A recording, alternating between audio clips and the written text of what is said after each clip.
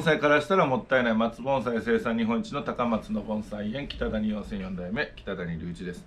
今回のテーマはその枯れ方本当に根腐れですかという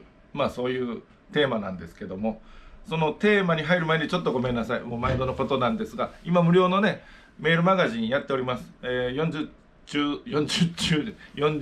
以上で、それ専用の動画ももう20本以上とかで、いろいろこうリンク貼ったりして結構見やすいような状態にしてるメールがね定期的に届きます。で基本的にじゃないな、一応無料です全部。はい。でメールアドレスだけで、下の概要欄のね中に登録フォームあるんで、そこから登録できるようになってますんで、よかったら登録してみてください。現時点で多分1000人ぐらいもう登録してくれてると思います。おかげさまでありがとうございます。はい。では本題に戻ります。その枯れ方本当に根腐れですかというお話なんですけども、YouTube やりだしてもう5年経つんですが、結構こういう状態になりましたと、根腐れで枯れました、これ根腐れですよねと、根腐れでちょっと調子崩しましたとかね、いろんなその根腐れ情報みたいなのがね、来るんですけども、僕の個人的なですけど見解としましては、本当に根腐れが原因ですかっていうのが結構ありましたね。でその理由は何でかと言いますと、盆栽が枯れたと、調子を崩したと、もう枯れるぐらい調子を崩したとなって、でもその調子を崩した原因が分からずに普段通り管理してると、調子崩すような管理してた人がねそのまま継続すると、どうなるかというと、やっぱり水をいつも通りやる。で調子悪い子っていうのは水吸わないんですよ。で水吸わない子に普通通り水やってたら、これ根腐れします。でそれで枯れるんです。でその枯れた時に最後水やり続けて普通にねいつも通りで根が腐って、ほんで完全に枯れてから本人がもう初心者さんがでも気づくような枯れた状態になって、いざ見たら根が腐ってる、なんか変な匂いがするなと、だからこれは根腐れなんだと決める方がちらほらいらっしゃったんですが、それは最後根腐れの状態にもう枯れるのが決まってから根腐れの状態にご本人さんが持ってっただけのことで、それはもうその状態根腐れですけど、根本の原因はもしかしたら根腐れと一番真反対のね、水が足りなかったから枯れて調子崩して、でもう一回もう枯れてる状態、もう枯れる状態になってからも水やり続けると、途中までは水が少なくてで、枯れましたと。で枯れたけど水やりすぎて、完全に枯れて、もう葉がね真っ赤になって枯れて、鉢をこう木を掘り起こして根を見たら腐ってたと。だったら根腐れで枯れたじゃないんですよ。それはね水切れで枯れてるんです。水切れで枯れた後に根腐れな状態にしただけなんですね。で他でも言えると思うんです。例えば菌で枯れて、でその枯れたのに気づかずに普段通り水やったらやっぱ最後根腐れなんですよ。はい。もう早々にこれ枯れたなって判断できる人は根腐れの前にこれは何かで枯れましたって分かるんですけど、初心者の方多分それ結構難しいんですよね。葉っぱがもう真っ赤な状態でもこれ枯れてますかって質問される方が大勢いらっしゃるのを僕はこの YouTube 始めて分かったんで、本来ならもっと手前でもプロなんかはもうかなり手前で気づくところ、初心者さんは赤葉の状態でもまだこれ治りますかって質問される方大勢いらっしゃるぐらいなんで、はい。だから根腐れで枯れたってその盆栽をしてしまうと、じゃあ次は前根腐れで枯れたから次水少なめにしようっていうことになると思うんですよ、盆栽の管理に対して。でもさっきも例に挙げた通り、もし最初にね水が少なくて枯れたのを最後根腐れと勘違いしてる人が、次根腐れを防ごうと思って水を少なめにしたらどうなるかというと、またこれ枯れる時期が早まると思うんですよね、さらに前より。だから枯れた原因ってね、根腐れで枯れるっていうのはまずなかなかないんですね。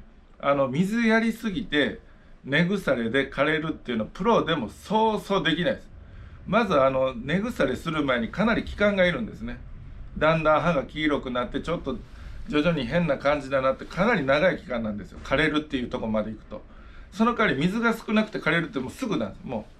うすぐ枯れます。割と1週間もしたら、もう夏なんかだったらもう1週間ぐらいで結果が出ますね、結構早かったらね。だから根腐れで枯れましたっていうのはかなりないなかなかないと思ってください。たまにはあると思うんです、本当に水やりすぎてね。でもそう簡単に根腐れでは枯れないんで、まずこの木が枯れた原因は根腐れだっていうのをちょっと一回外に置いといて、まず疑うとしたらもう水切れ、あとは菌にやられた、貝殻虫とかにやられたとかね、何かもう松食い虫みたいなのおりますかね、なかなかないですけど、それにやられたとか、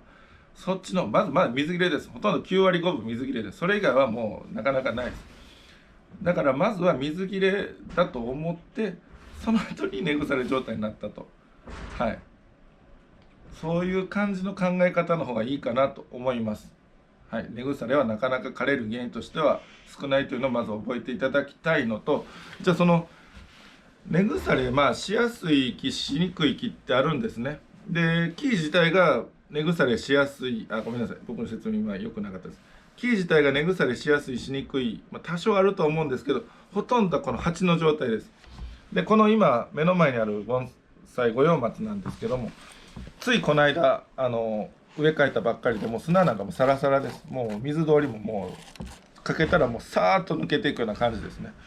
こういう状態だった根腐れは本当にそうそうないです。意外とこういうね、抜けるからって乾きやすい方はそうでもないんですけど、でも通気性もいいし排水もいいんで、仮に少々湿ったところにまた水やったって根腐れはそうそう起きません。よっぽどずっと一日中雨が降ったりとかがね、1週間2週間とか続いたらちょっと嫌ですけど、はい、毎日1回か2回の水やりぐらいではそうは根腐れしません。これは畑土もありますけど、これがちょっとずつね鉢の中に流れていくことはあるんでしょうけど、そんなこれも根腐れに対してそこまでは悪影響ないです。これぐらいの畑土だったらね。はい。なんで逆に言えばこういうサラサラの状態じゃなくて、カチカチの状態だったら根腐れは起きやすいんですが、それにしてもなかなかね、一日そうですね、冬に毎日2回水やったらひょっと根腐れ起きるかもしれないですね。夏に3回でも起きないですね。春秋に1日2回でもそうは根腐れできないかな。冬に1日2回を毎日寒い間し続けたらやっと、根腐れっていうのもあるかもしれないですね。僕の感覚ではそれぐらい根腐れが起きにくいと。なんでね、いろいろ長々と言いましたけども、その枯れる原因が根腐れとあんまり決めつけない方がいいですよと。はい。要は人間が死んじゃう時も最後は心臓止まりますけども、いきなり心臓が止まったから死んだとかじゃないはずなんですね、なかなかね。そういうこともあるんでしょう。何かの病気だったり、怪我だったりで、最後ね心臓止まっちゃうみたいな感じね、そういうんで枯れる、根が、だから最後はね傷むんですよ、枯れてるからねだからで水もやってたりしたら根も腐るんですよね、吸わない分。だからそういうところを勘違いされずにね、一番怖いのはさっき言いましたけど、根腐れで枯れたから次水やりを少なくしようっていうのが一番怖いかなとは思います。はい、ちょっと話がもう前後行ったり来たりして申し訳なかったですけど、今回は以上です。盆栽からしたらもったいない北谷養成4代目北谷隆一でした。チャンネル登録高評価メールマガジンもよろしくお願いします。